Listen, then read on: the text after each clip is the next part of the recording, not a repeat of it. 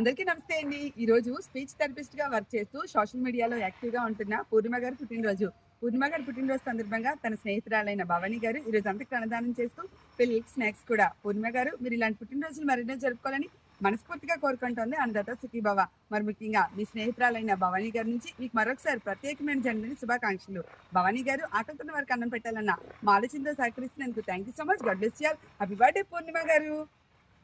Happy birthday happy birthday happy birthday happy birthday. కొంతకాలం కిందట బ్రహ్మదేవుని ముంగిట రెండు ఆత్మలు కోరుకున్నవి ఓ వరం.